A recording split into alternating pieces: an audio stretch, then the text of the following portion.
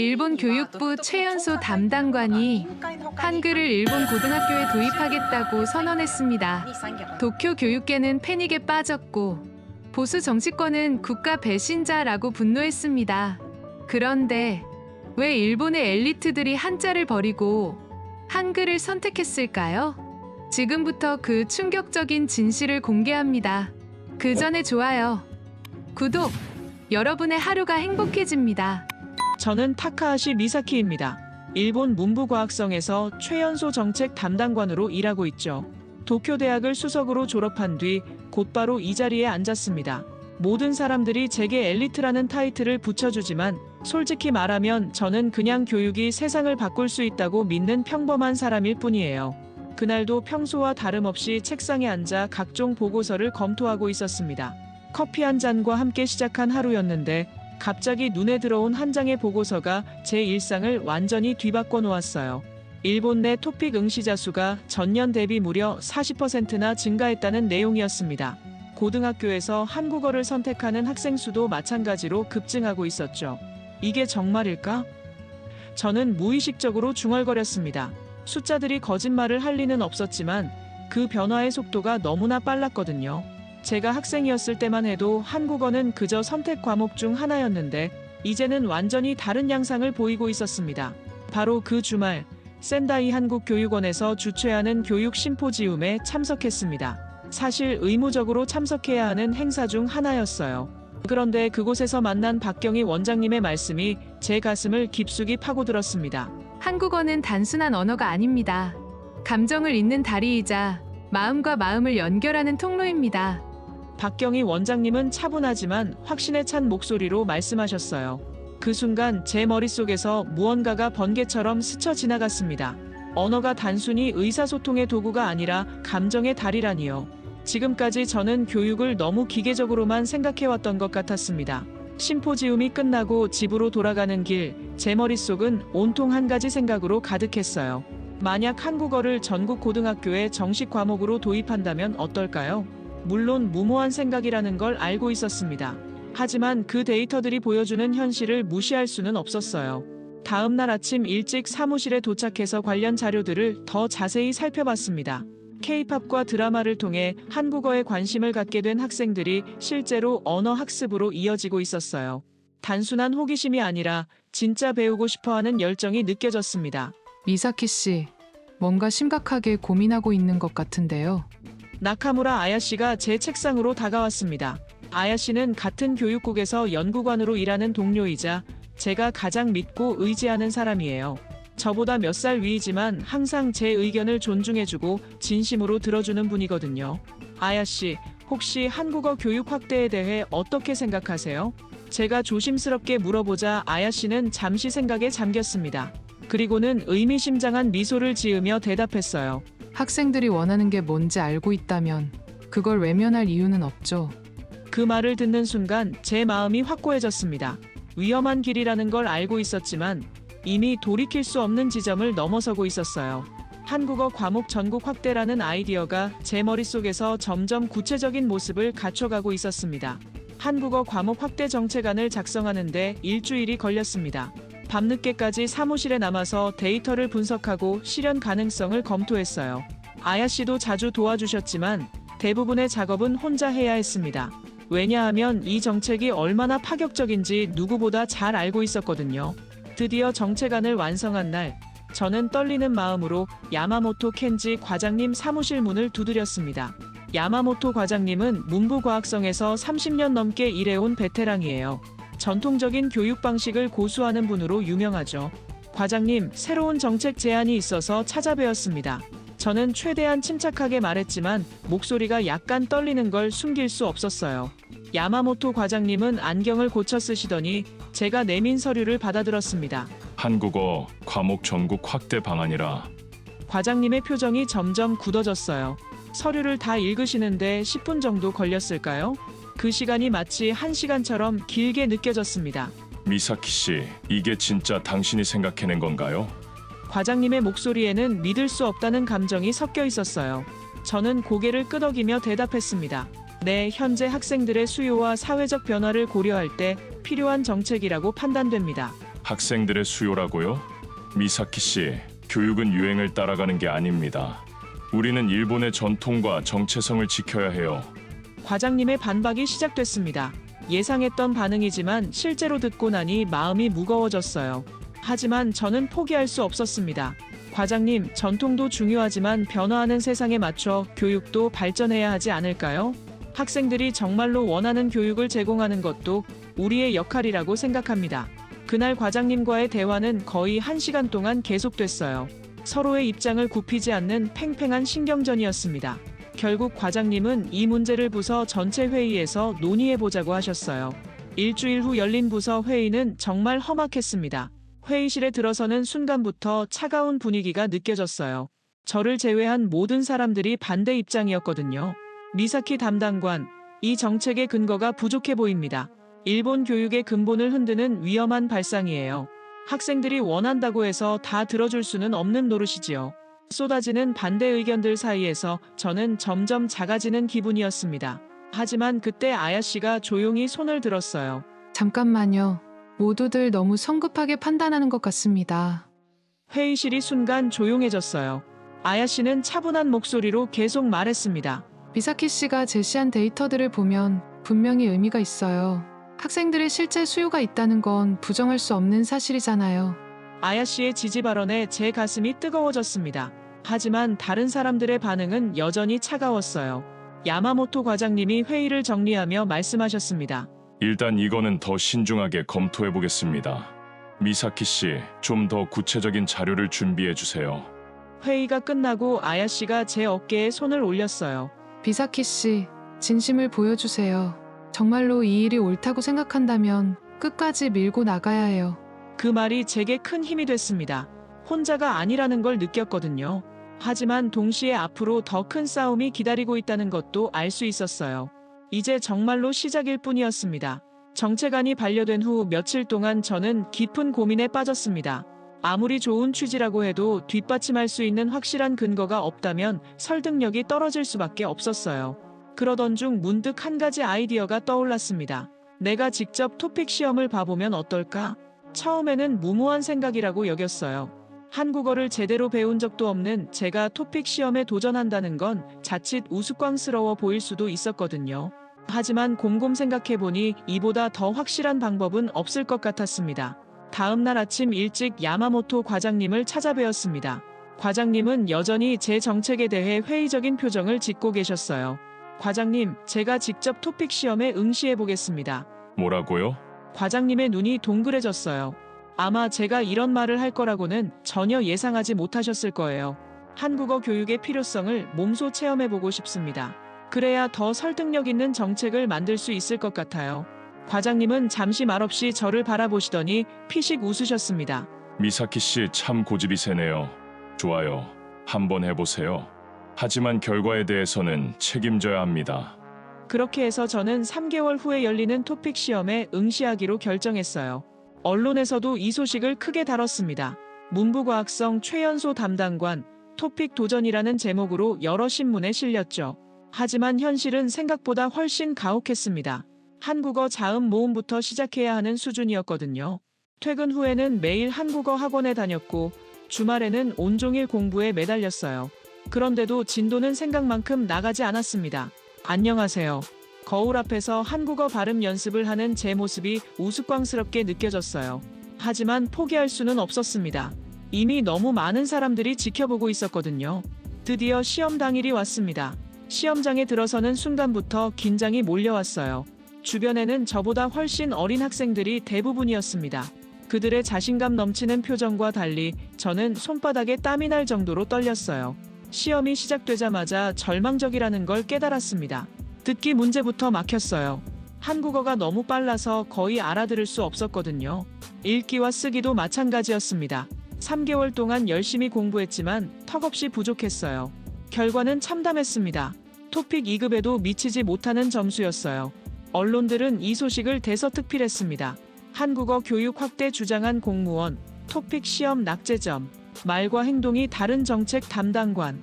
신문 기사들을 읽으면서 제 얼굴이 화끈거렸습니다. 동료들의 시선도 따가웠어요. 복도에서 마주치는 사람들이 수군거리는 소리가 들렸습니다. 역시 무리였어.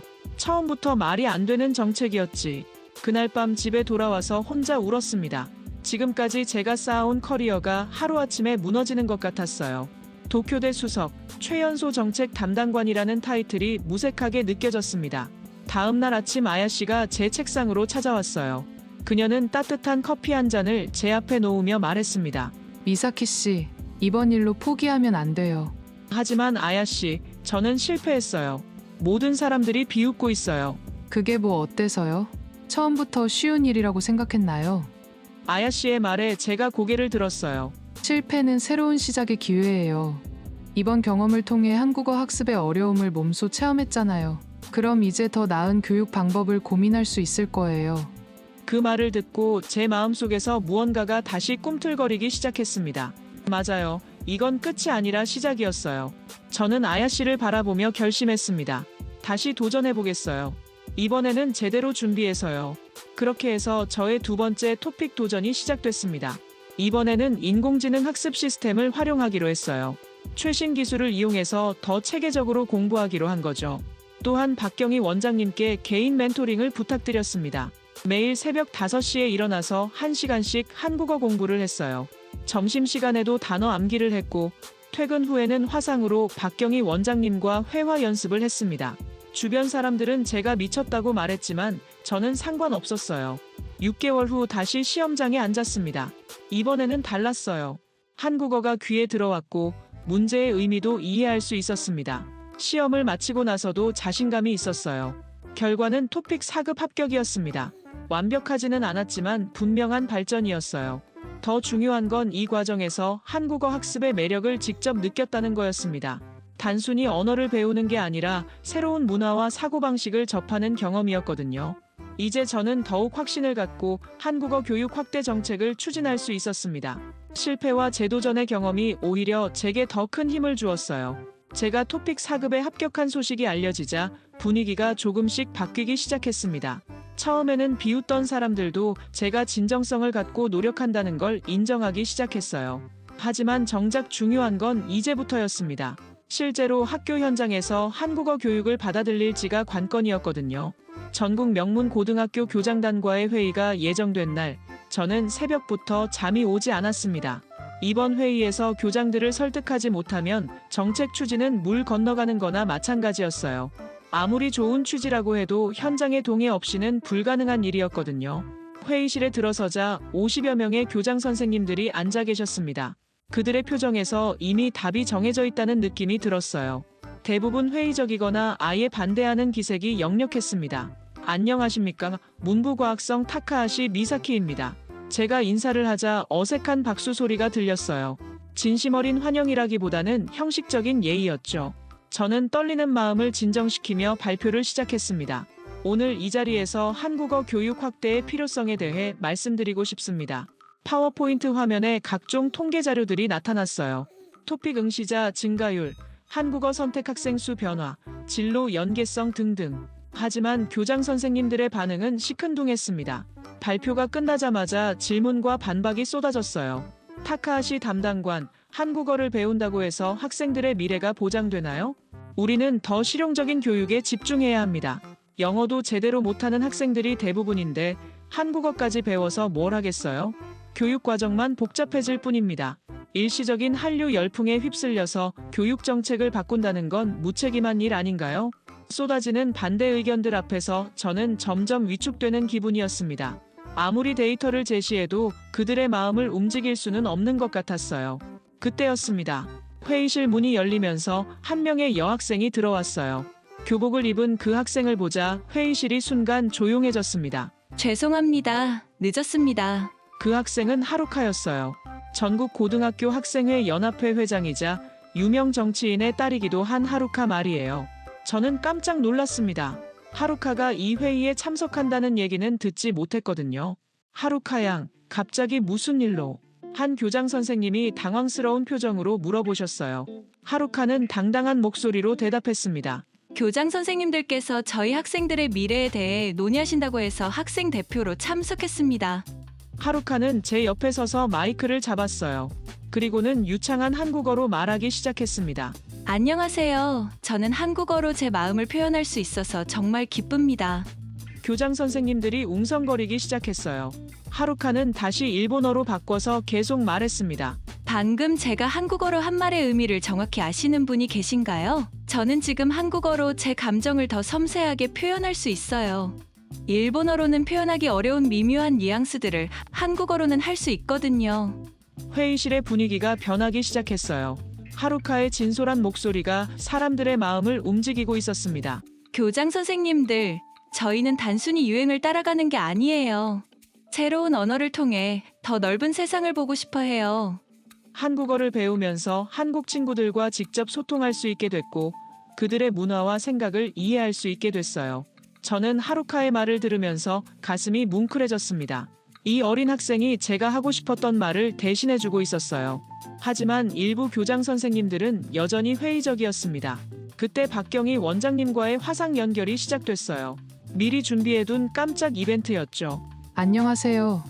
센다이 한국교육원 박경희입니다. 화면 속 박경희 원장님이 정중하게 인사하셨어요. 원장님은 차분하고 설득력 있는 목소리로 한국어 교육의 가치에 대해 설명해 주셨습니다. 교장 선생님들, 언어는 단순한 도구가 아닙니다.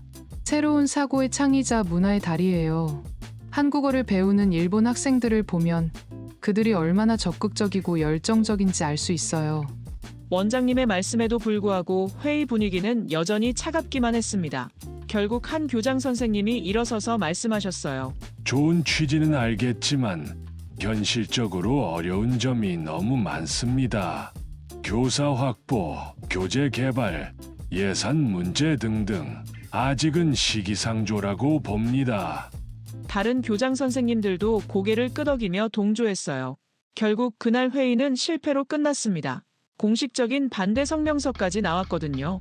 전국 명문 고등학교 교장단 한국어 교육 확대 정책에 반대 입장 표명. 회의가 끝나고 하루카가 제게 다가왔어요. 미사키 씨, 포기하면 안 돼요. 어른들이 안 된다고 해서 정말 안 되는 건 아니잖아요. 하루카의 말에 제 마음이 다시 한번 뜨거워졌습니다. 비록 이번 회의는 실패했지만 하루카 같은 학생들이 있는 한 희망은 있다고 생각했어요. 어쩌면 변화는 위에서부터가 아니라 아래에서부터 시작되는 것일지도 모르겠다는 생각이 들었습니다. 교장단 회의에서의 실패 이후 저는 며칠 동안 깊은 좌절감에 빠져 있었습니다. 하지만 하루카는 달랐어요. 그 아이는 오히려 더욱 적극적으로 움직이기 시작했거든요. 미사키 씨, 어른들이 안 된다고 하면 우리가 직접 보여드리면 되잖아요. 하루카가 제 사무실을 찾아와서 한 말이었어요. 그 아이의 눈빛에는 확고한 의지가 담겨 있었습니다.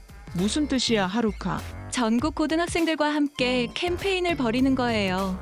우리가 왜 한국어를 배우고 싶어 하는지, 한국어가 우리에게 어떤 의미인지 직접 보여드리는 거죠. 처음에는 위험한 생각이라고 여겼어요.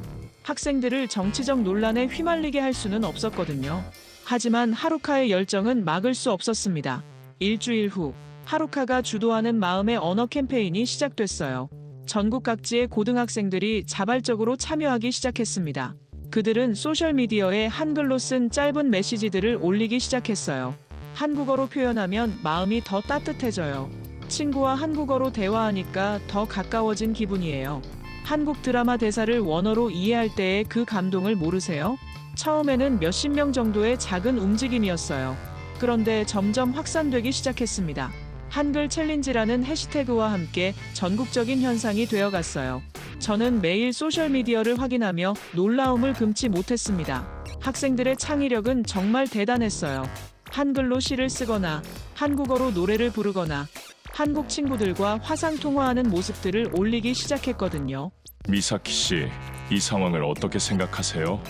야마모토 과장님이 심각한 표정으로 저를 부르셨어요. 컴퓨터 화면에는 학생들의 캠페인 관련 뉴스들이 가득했습니다.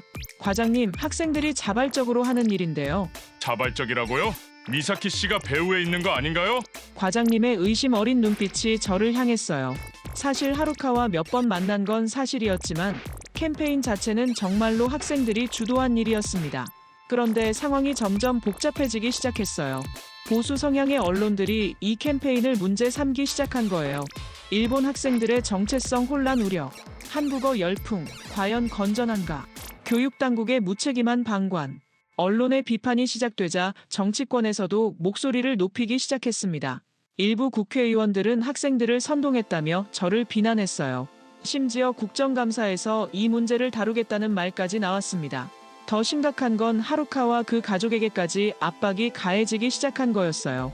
하루카의 아버지는 유명한 정치인이었는데 정적들이 이 기회를 놓치지 않았거든요. 하루카, 괜찮아? 제가 걱정스럽게 물어보자 하루카는 여전히 밝게 웃었어요. 하지만 그 웃음 뒤에 감춰진 부담감을 느낄 수 있었습니다. 미사키 씨, 저는 괜찮아요. 하지만 아버지가 많이 힘들어하세요. 정치적으로 이용당하고 있다는 비판을 받고 계시거든요. 그 말을 듣는 순간 제 가슴이 무너져 내렸어요. 순수한 의도로 시작된 일이 정치적 논란으로 번지면서 무고한 사람들까지 피해를 보고 있었거든요. 상황은 더욱 악화됐습니다.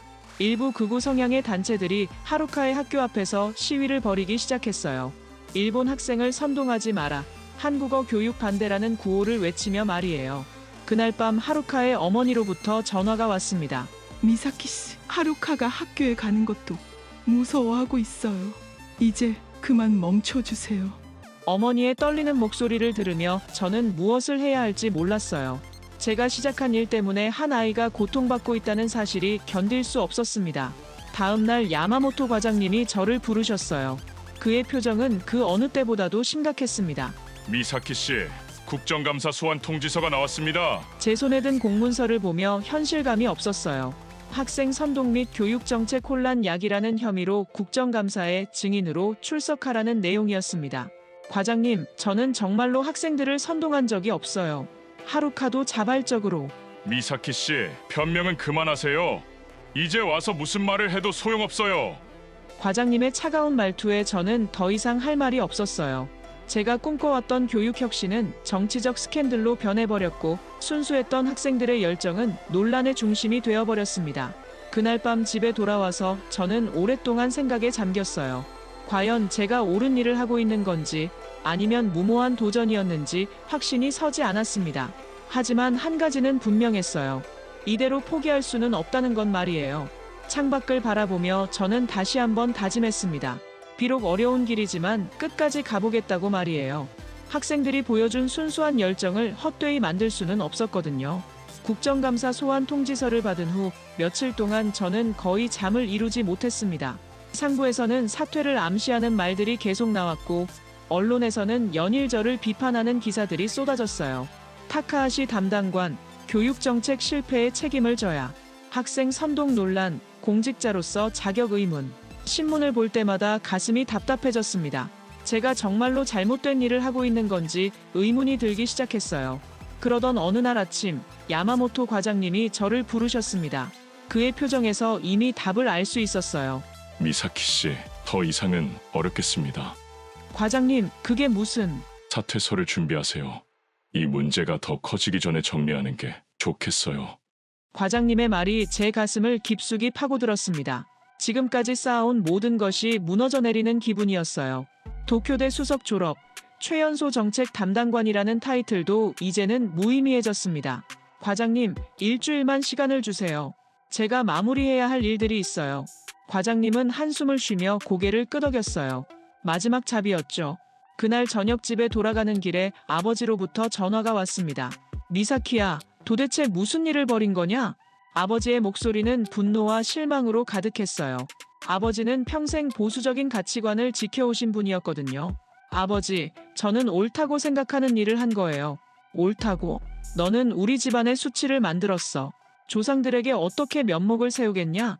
아버지의 절규 같은 목소리를 들으며 저는 말문이 막혔어요. 가족들까지 제 때문에 고통받고 있다는 사실이 견딜 수 없었습니다.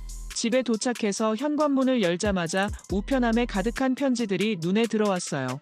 처음에는 또 비난하는 내용들이겠거니 했는데 하나씩 열어보니 전혀 다른 내용이었습니다.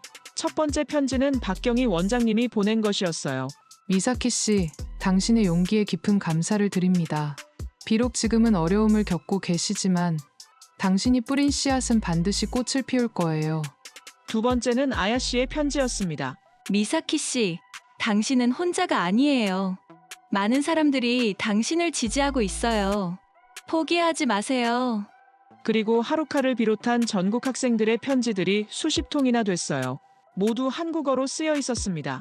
선생님 덕분에 저는 새로운 꿈을 갖게 됐어요. 한국어를 배우면서 제가 얼마나 넓은 세상에 살고 있는지 알게 됐어요. 선생님, 우리를 위해 싸워줘서 고마워요. 편지들을 하나씩 읽어가며 저는 눈물이 쏟아지는 걸 멈출 수 없었어요. 이 아이들이 저에게 힘을 주고 있었거든요. 제가 이들을 위해 싸우고 있는 건지, 이들이 저를 위해 싸워주고 있는 건지 구분이 안 될 정도였어요. 그 밤 새벽 2시쯤 저는 한강공원을 걸으며 깊은 생각에 잠겼습니다. 서울에 있는 한강은 아니었지만 도쿄에도 한강이라는 이름의 작은 공원이 있었거든요. 그곳에서 저는 마음의 정리를 했어요. 이건 내 싸움이 아니야. 우리 모두의 싸움이야. 그 순간 제 마음속에서 무언가가 확고해졌습니다. 비록 제가 사퇴하게 되더라도 이 일을 포기할 수는 없다는 각오 말이에요. 학생들이 보여준 순수한 열정과 꿈을 지켜야 한다는 사명감이 솟아올랐습니다. 다음 날 아침 일찍 사무실에 가서 마지막 정책 보고서를 작성하기 시작했어요.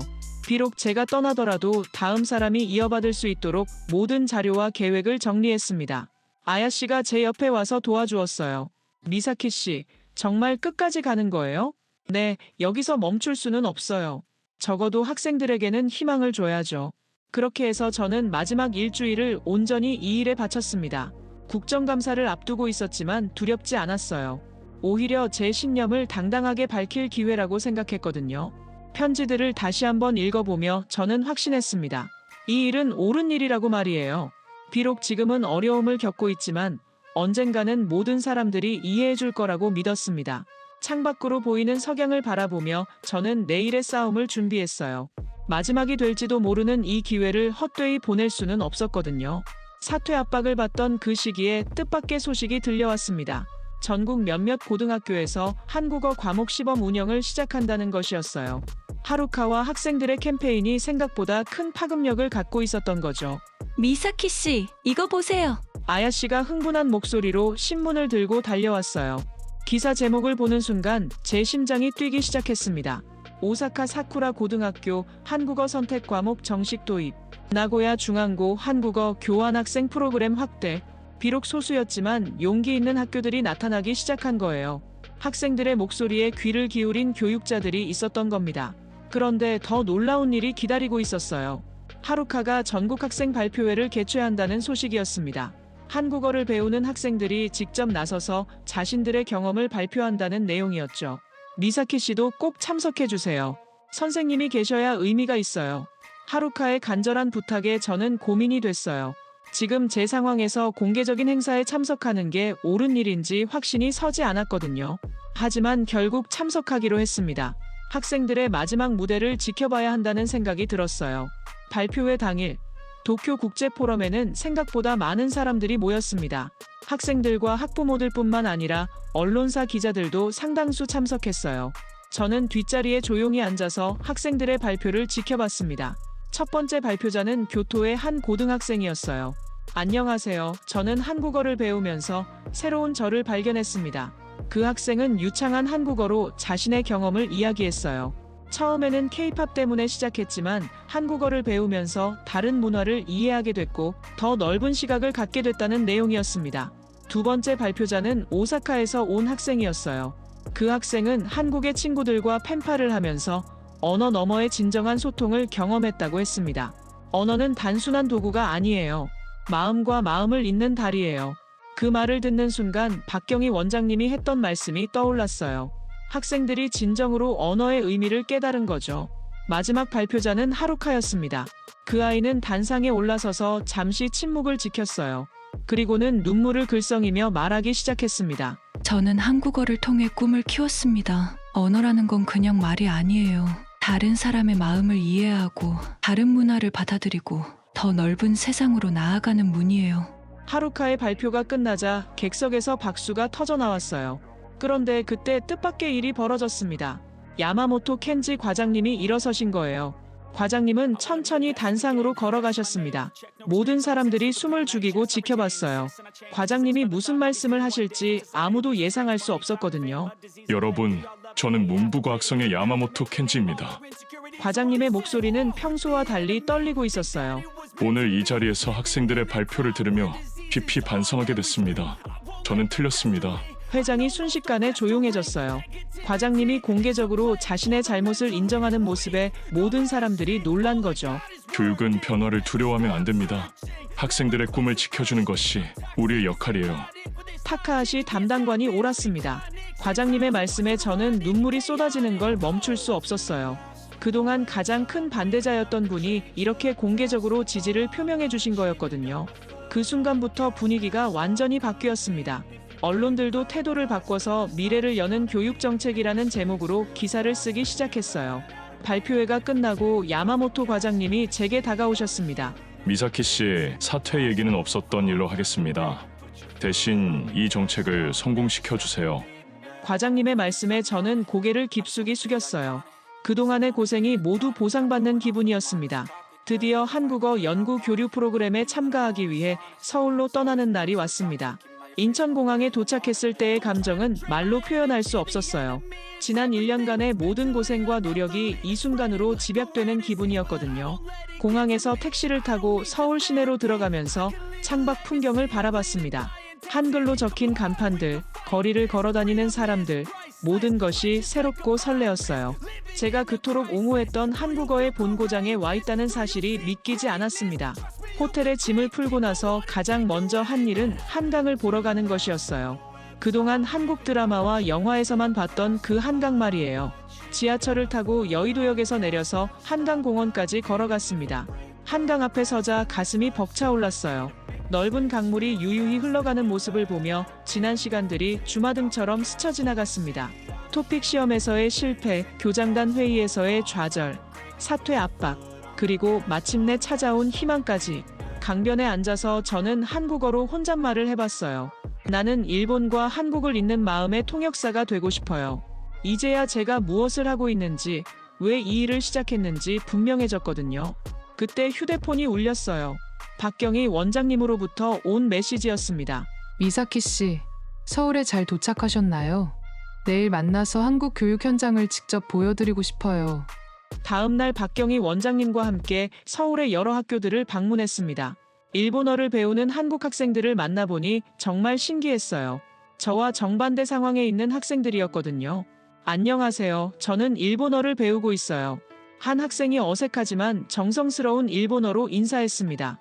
그 모습이 처음 한국어를 배우던 제 모습과 너무 닮아 있어서 웃음이 나왔어요. 일본어를 배우는 이유가 뭐예요?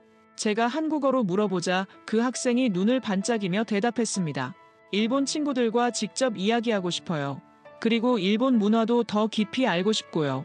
그 말을 듣는 순간 가슴이 뭉클해졌어요. 언어를 배운다는 건 정말로 마음과 마음을 잇는 일이구나 하는 생각이 들었거든요. 저녁에는 박경희 원장님과 함께 남산타워에 올라갔습니다. 서울 야경을 바라보며 원장님께서 말씀하셨어요. 미사키 씨, 당신이 한 일은 정말 대단해요.